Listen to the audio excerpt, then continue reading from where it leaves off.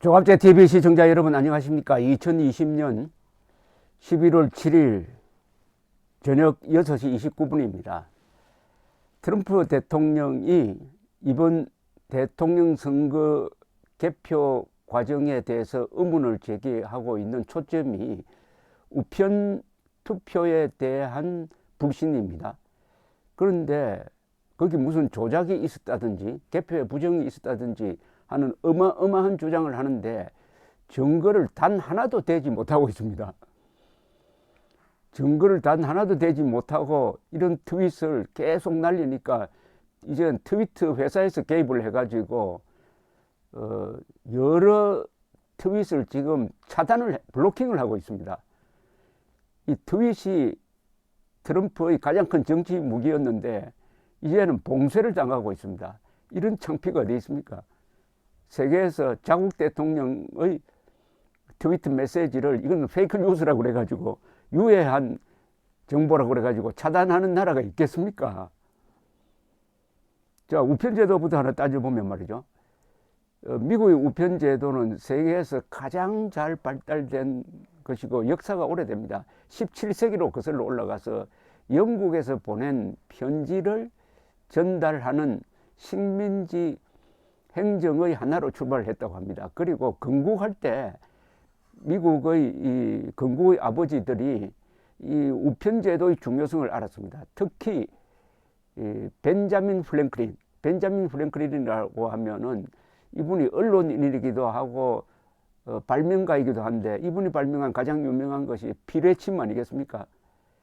아주 실용적인 미국인입니다. 하버드 대학 출신인데 이분이 바로 초대 우편국장이 되었습니다.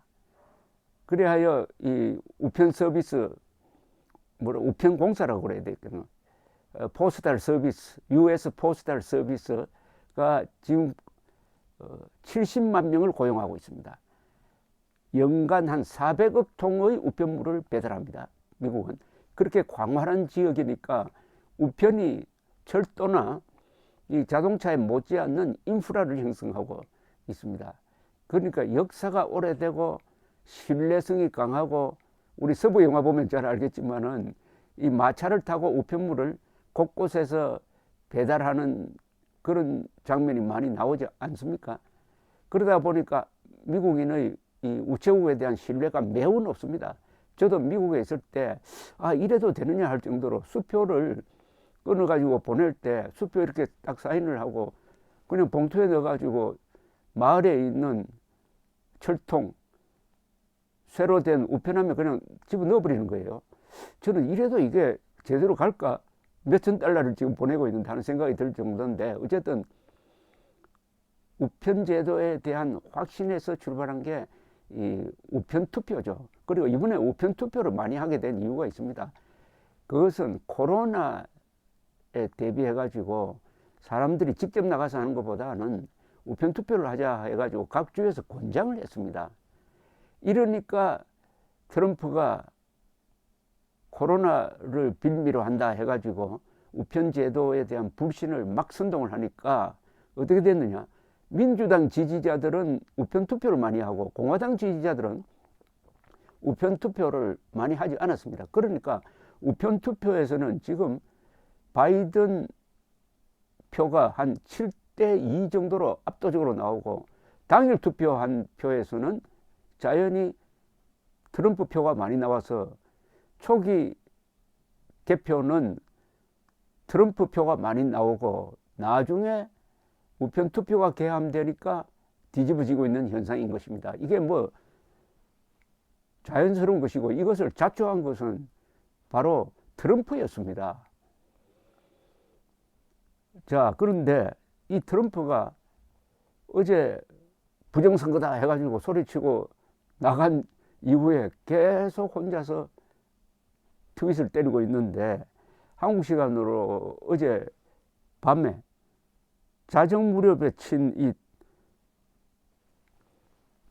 트위터가 또 트위터 회사에 의해서 이것은 유해한 정보라 해가지고 블로킹이 됐습니다. 블로킹된 내용이 뭐냐면 이겁니다. 참관인들을 허용하지 않았다. 어떤 형태로도 참관인이 개표 과정을 볼 수가 없었다.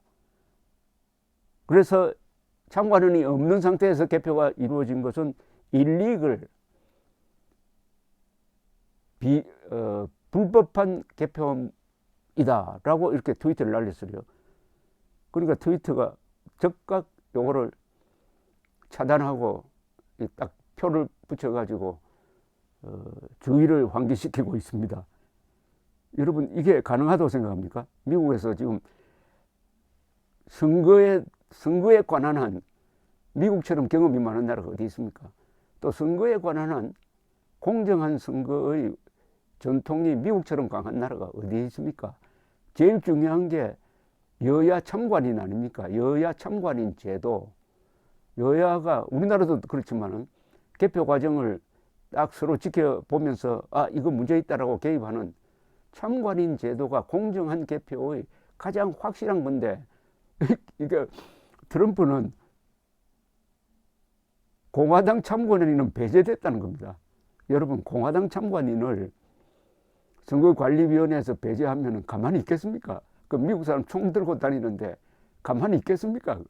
그런 불평이 한 군데서도 일어난 적이 없어요. 그런데 트럼프는 공상을 하고 그냥 이제는 이 사람은 올터니트 팩트라고 그래가지고 대안적 사실이라는 자기 나름대로의 새로운 사실에 대한 규정을 갖고 있습니다. 내가 믿는 게 사실이답니다. 트럼프의 사실은 객관적으로 증명된 게 사실이 아니고 내가 믿는 건 사실이다. 그걸 대안적 사실이라고 그래요. 그걸 너무 하다 보니까 돌아버린 것 같아요. 그러니까 미국 기자들이 이걸 팩트 체킹을 미국 참 언론이 대단합니다.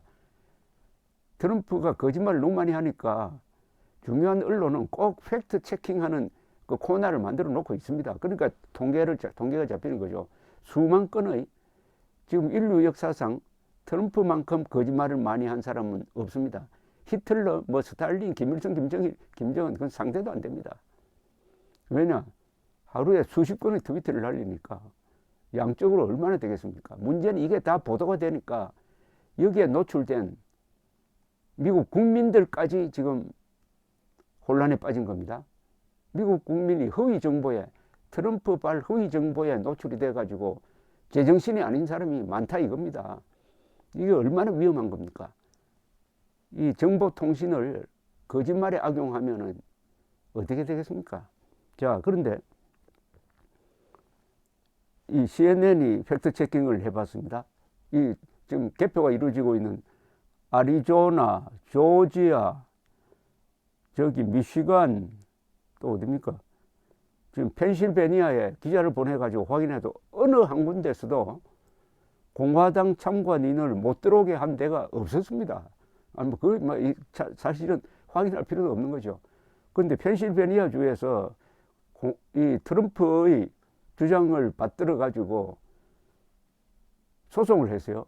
왜 못 들어오느냐 해가지고 시비를 거는 재판이 열렸는데 공화당을 대표하는 변호사도 판사 앞에서 참관인이 다 들어가 있습니다 라고 자백을 했다는 겁니다. 자백을 할 수밖에 없었겠죠. 이 정도의 거짓말이 트럼프에 의해서 확산되고 있다는 걸 알면은 한국인으로서 어떻게 트럼프를 맹종할 수 있겠습니까? 트럼프가 잘하면 잘하고 못하면 못한다고 해야지. 이런 것까지 주장하는, 그래서 한국에서 갑자기 트럼프의 사전투표 부정 주장이 맞다 하는 이야기가 지금 상당히 퍼져가고 있습니다. 아마 미국 사람들이 이 사실을 안다면은 어떻게 생각할까요? 한국 사람들은 어떻게 생각하겠습니까? 어쨌든 이 가장 많은 뉴스를 만들어내는 사람은 어느 나라든지 대통령입니다. 대통령의 한마디 한마디는 다 기사가 됩니다. 근데 대통령이 의도적으로 자기의 말과 글을 거짓말로 채워버리면은 그것이 끼치는 폐해, 그 정직성이 최고의 덕목인 미국 사람도 지난 4년 동안 트럼프에 의해서 이렇게 집중 거짓말에 폭격을 당하니까 사람이 바뀐 겁니다. 그런 트럼프를 지지한 사람이 미국 유권자의 약 7%, 47%를 기록하고 있다는 가공할 사태를 우리는 지금 목도하고 있습니다. 감사합니다.